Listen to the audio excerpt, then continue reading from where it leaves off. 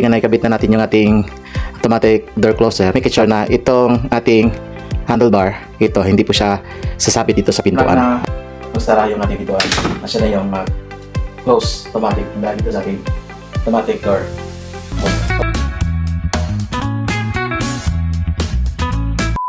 So ayan mga kaibigan, good morning. Meron tayo panibagong ipapakita at panibagong ituturo sa inyo. So itong hawak ko, ito yung tawag nilang automatic door closer.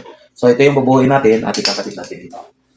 So kung gusto nyo lang matuto kung paano ito ikakabit, ay panoorin itong ating buong video. So tara, samahan nyo ko. Let's go!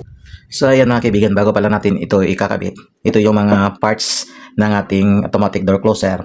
So sa mga gusto palang umorder nito, ipipin ko lang sa video para makabili kayo kung saan ito natin nabili. So ang pagkakabit pala dito, ito yung nagdala, ito yung may hydraulic, at ito yung kanyang bali yung handle at magtulak sa ating pintuan. Dito, nagtaka kayo, mayroong dalawang paglalagyan. So, pwede dito sa taas, pwede rin sa ilalim. Depende sa pwesto ng paglalagyan ninyo. So, sa atin, yung pwesto natin, bali ito yung ikakabit natin sa dingding at ito yung ikakabit natin sa ating pintuan. So, ang palatandaan lang natin para hindi tayo magkakamali, kasi kung baliktad yung pagkakabit natin dito sa ating handle, hindi ito gagana itong ating hydraulic door closer. So, ang pwesto natin, bali ito yung ikakabit natin sa dingding. So, itong ating handle, dito natin ilalagay sa ilalim. Yan. Yan po yung pwesto. So, ang palatandaan lang natin mga kaibigan, kailangan itong adjuster pabor dito sa ating kaliwang portion. Ito. Tapos, ang pag-lock lang dito, ganoon lang kasimple. Ilagay lang natin itong ating screw at i-lock lang natin para hindi matanggal. Yan. Ayan, pag nakalock na, and then dito, baka magtaka kayo bakit ito open. Meron po siya itong takip. Isasalpak lang natin yan. Yan. So, okay na yan, goods na yan. And then, ito na yung kanyang resulta pag nabuo. So, meron siya ditong mga kasaling screw. Ito yung ikakabit natin sa ating pagkakabitan. So, ang function nito, ganito na yung senaryo. Pag bukas natin sa pintuan, magiging ganito. Dito siya, pabor. Ayan. Ayan, ganon. So, medyo matigas pa kasi hindi siya nakakabit. Pag nakabit na natin ito, malambot na ito. At pwede nating adjust, depende sa gusto nyo ang lambot ng ating hydraulic door closer. Kayo nang bahala sa pag-adjust nito. Pwede natin ito i-adjust dito sa ating hydraulic door closer. So, yun lang. So, ready to install na ito sa ating pintuan kung saan natin ito ikakabit. So, tara, samahan nyo ako. Let's go!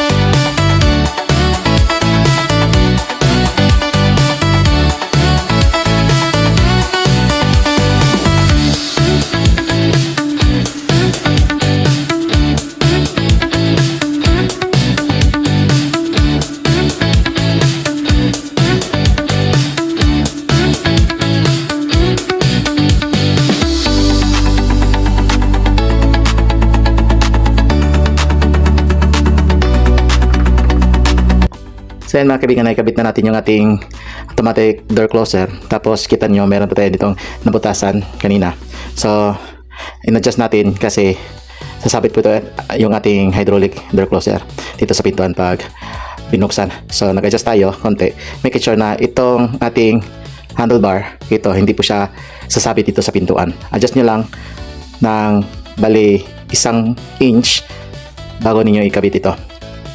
So, yun lang. So, ito na yon yung ating buong output.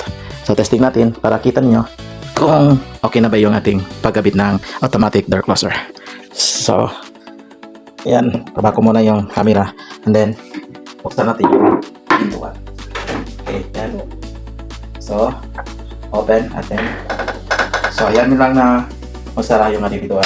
Na siya na yung mag-close automatic. Dahil ito natin automatic door closer. So, ganito na sa ang ating video at sana may natutunan kayo sa ating pinagkita tutorial na. Sana huwag niyo kalimutan mag-like at mag-subscribe sa ating channel. So, hanggang sa muli, paalam. Peace out. Bye-bye.